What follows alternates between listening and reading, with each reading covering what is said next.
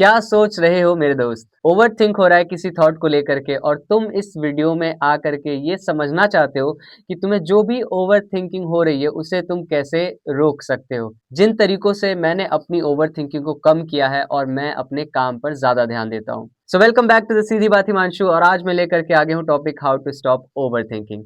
Over thinking first of all तो ज्यादा सोचने को नहीं होता है। ओवर थिंकिंग का मतलब होता है कोई एक पर्टिकुलर थॉट आपके दिमाग में आता है और आप उसी थॉट पर रुक जाते हो और उसी पे डीप थिंकिंग करने लगते हो।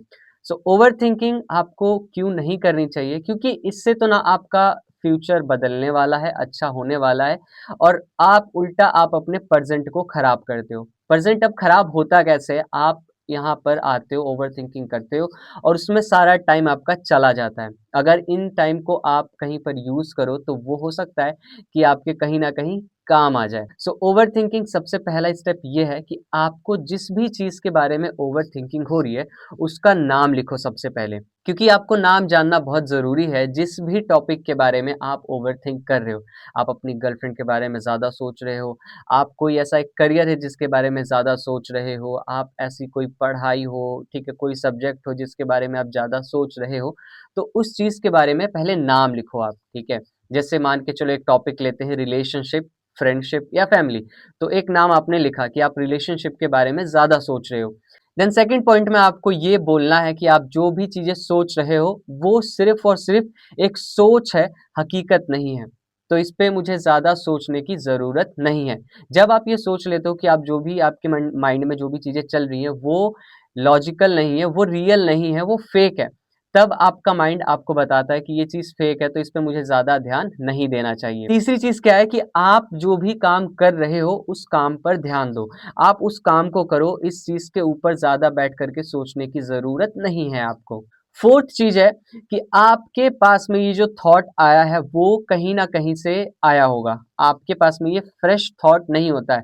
अगर आपको रिलेशनशिप खराब लगता है तो वो खराब इसलिए लगता है क्योंकि आपने पास्ट में बहुत सारे इंस्टाग्राम के रील्स में ये देखा है कि कैसे आपको बॉयफ्रेंड्स के लिए, गर्लफ्रेंड्स के लिए कैसे नेगेटिव नेगेटिव पॉइंट्स इंस्टाग्राम के रील्स पे देखने को मिलते हैं। तो हमारे इस थॉट प्रोसेस से हम अपने इंस्टाग्राम के थॉट प्रोसेस को अपनी रियल लाइफ में डालते हैं और ये सोचते हैं कि ऐसा हो सकता है। तो सबसे पहले आपको जो फोर्थ पॉइंट है उस पर यह ध्यान देना है कि आप जो कंज्यूम कर रहे हो उस पर भी आपको फोकस करना है। जब भी आपके पास में कोई ऐसी रील आती है जो नेगेटिव थॉट आपको कन्वे करती है, उस रील को जा करके नॉट इंटरेस्टेड की लिस्ट में डाल दो ताकि वो रील आपको दोबारा से ना दिखे। कोई अच्छी रील आपको दिखती है तो उसको आप इंटरेस्टेड में डाल दो ताकि नेक्स्ट टाइम जब भी आप इंस्टाग्राम वगैरह ओपन करो या यूट्यूब ओपन करो तो आपको सिमिलर कंटेंट दिखाए जाए जो कि पॉजिटिव हो। इनमें से सबसे बेस्ट जो पॉइंट है वो ये है कि आप जो कंज्यूम कर रहे हो उस पर कंट्रोल करो। ठीक है, आप कभी भी कोई नेगेटिव थॉट देखते हो, नेगेटिव चीजें देखते हो तो उस पर नॉट इंटरेस्टेड डाल दो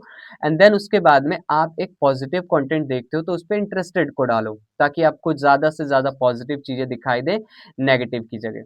माइंड को जितना ज्यादा शांत रखोगे उतनी ही ज्यादा आपका जो लाइफ है वो भी सिंपल होती जाएगी। अगर आपकी लाइफ सिंपल है तो आपको पास में एक माइंड का भी रिलीफ रहेगा। इस वीडियो में बेसिकली मैंने आपको बताया कि किस तरीके से आप अपनी ओवर थिंकिंग को कम कर सकते हो। सबसे बेस्ट पॉइंट मुझे ये लगा कि इसके अंदर आपको जो भी कंज्यूम करते हो वो चीजों पे आपको कंट्रोल होना चाहिए। अच्छी चीजें ज्यादा देखो और बुरी चीजें कम देखो या फिर देखो ही नहीं। तो मिलते हैं अपनी नेक्स्ट वीडियो में। ये वीडियो पसंद आई हो तो चैनल को सब्सक्राइब करना, लाइक करना, कमेंट करके बताना कि कैसी लगी वीडियो आप लोगों को। तब तक के लिए आप सभी को राधे कृष्णा।